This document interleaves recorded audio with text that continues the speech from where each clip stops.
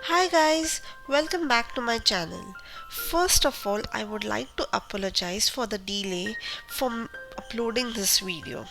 It is almost a month and I did not upload any content. The reason that I was not happy with my previous videos. I had to scrap the previous video as the content was not up to the mark. I had to again research, script it down and make the video again. Please bear with me as I would like to upload the good quality content which is helpful for the students. Now this video is part of our career guidance series. So the learnings for our previous video was a step-by-step process of choosing the right office. Self-introspection, how important it is to ask questions to yourself. Forte, understanding your strengths and interest. Following the interest will make you enjoy your work and the workspace. What are the major categories and niche in the architecture? We learned about architecture is not just about designing buildings.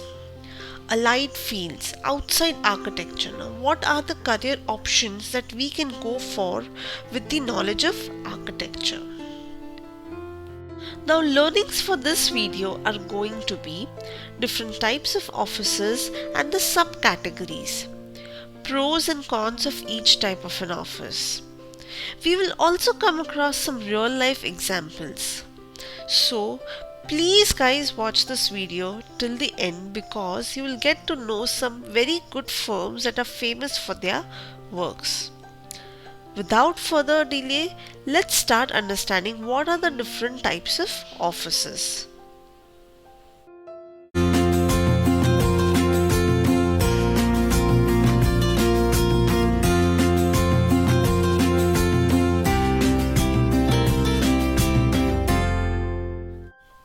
Now there are four different categories of offices. The first one is hierarchy and scale. Second one is specified versus diversified. Third one is social practices. And the fourth one is government aided or government owned firms. The first category is hierarchy and scale. This category is based on the size and scale of the firm. The category is how big the office is and how famous the architect, the staff strength and the number of projects the firm has, the scale and magnitude of the projects. So these are basic criteria that come under hierarchy and scale. There are four subtypes of this category which we will understand in some time. The next one is specified versus diversified. Specified, the firm might be working on a specific type of projects only, or diversified, the firm might work on many types of projects. Social project, the firm might take up many philanthropy projects solving many social issues. And the fourth one is government aided firms. This type of firms are either partnered with government or completely owned by the government bodies.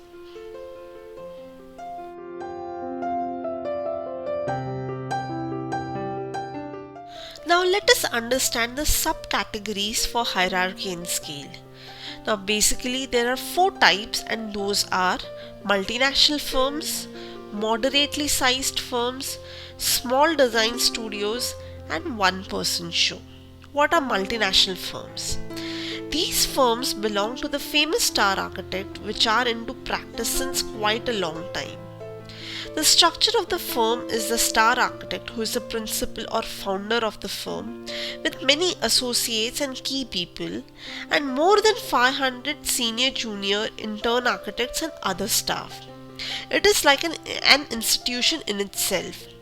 They have branch offices in other parts of the countries or cities with main headquarters.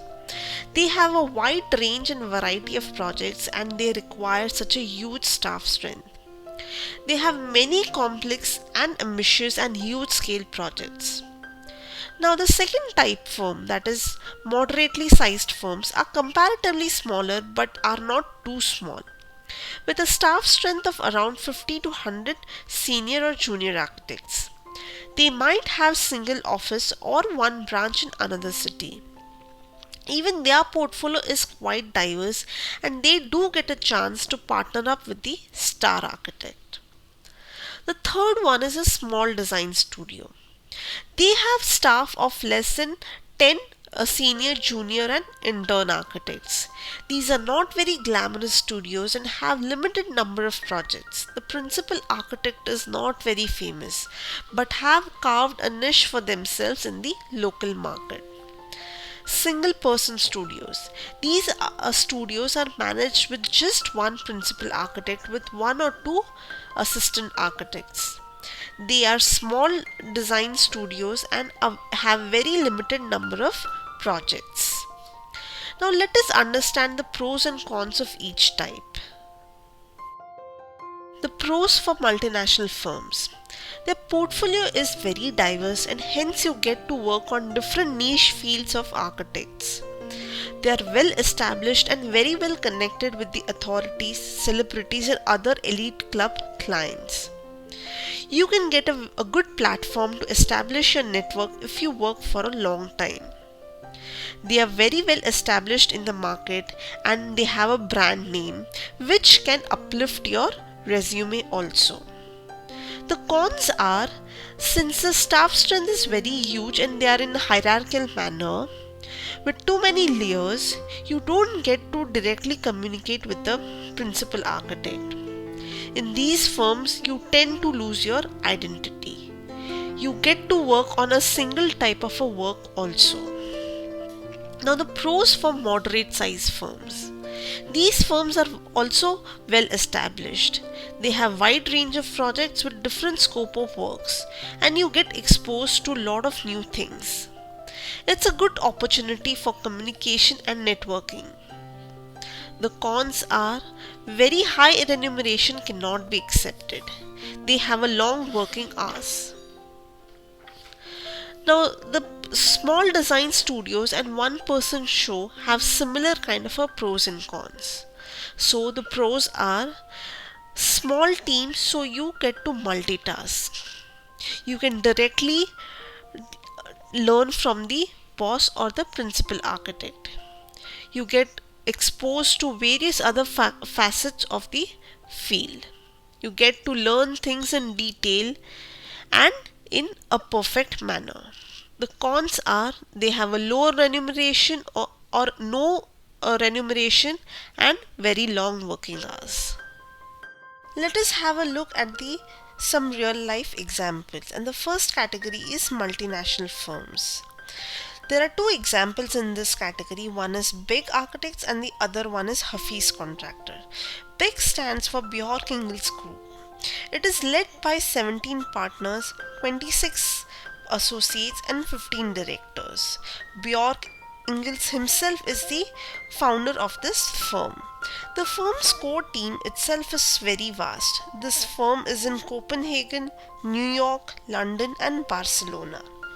They are architects, designers, urbanists, landscape professionals, interior designers and product designers. They are also into research and inventions.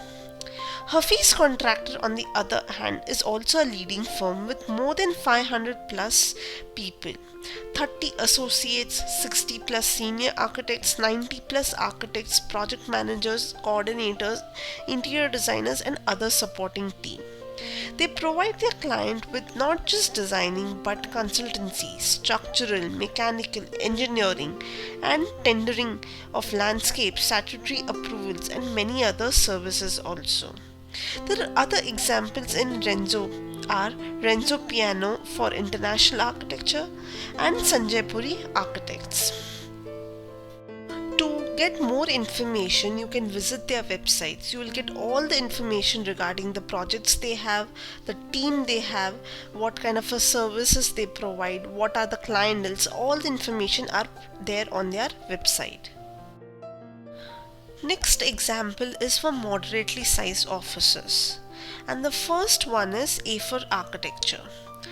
The founder of this firm is architect Ajay Sonar and architect Monali Thakur. The location is Nasik in India. Number of employees are plus 20.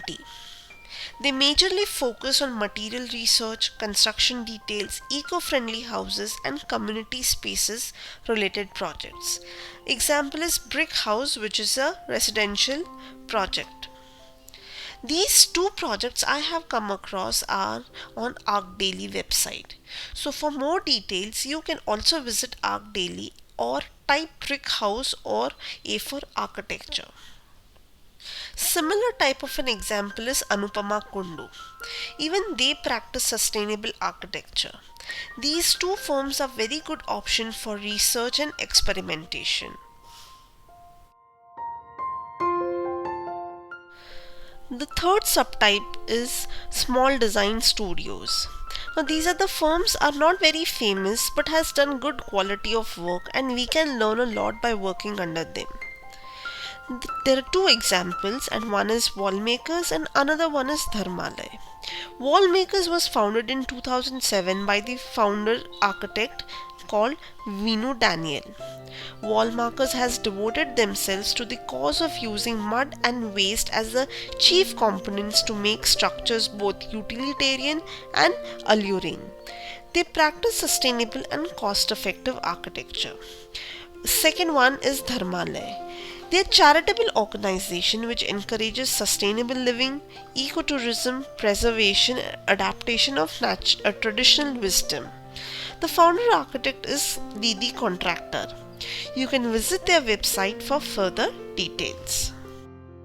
Next category is one person show and our architect is Frida Escobedo.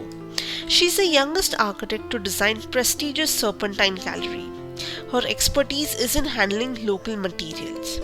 Now, Serpentine Gallery are two contemporary art galleries in central London. They have exhibitions, architecture and education, public programs and attract 12 million visitors. In 2000, Serpentine Gallery commissioned a temporary summer pavilion by a leading architect. The series presents the work of international architects on gallery's invitation. It is for 3 months and should be completed within 6 months. Architects like Zaha Hadid, Oscar Niemeyer, Rem Koolhaas, Franco Vangerie, Björk Ingels, and many more internationally acclaimed architects have designed the famous pavilion. Among these architects, Frida Escobedo is one of them.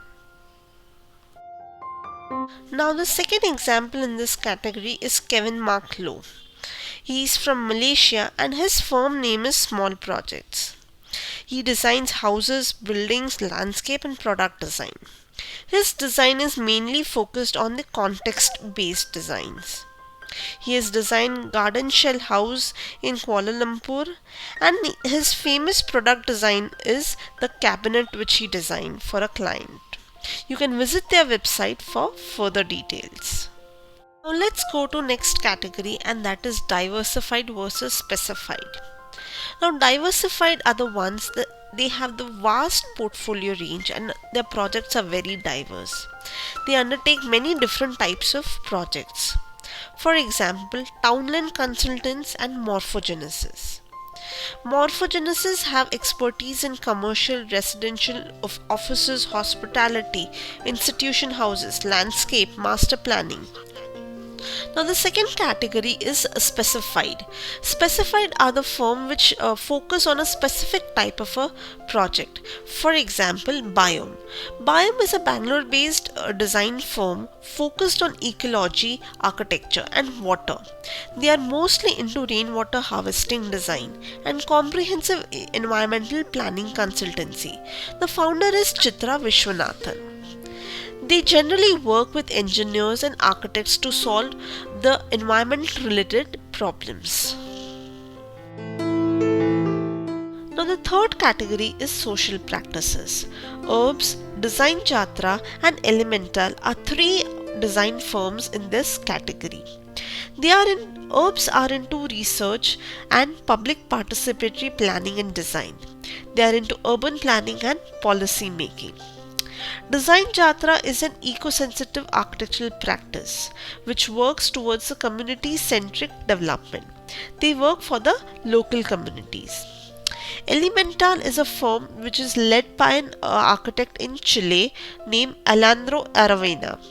This is a social housing firm which have projects in social housing for worker community. Now the final category is government aided firms or government owned firms. Now there are three examples for this: HUTCO, INTAC and ITDP.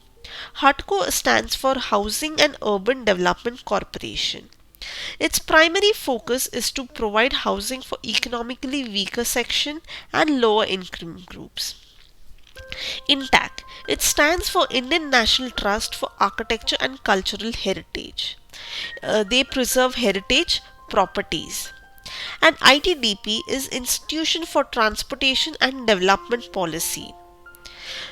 So they basically have projects which are related to transit systems. That's it guys for today's video. I hope this video helps you in understanding of different types of firms. Let me tell you one thing, no firm is big or small or good or bad. The more important is learning. Whatever type of firm you choose, you should allow you to learn and explore. Every type of a firm has something special to offer in learning part and we have to focus more on that.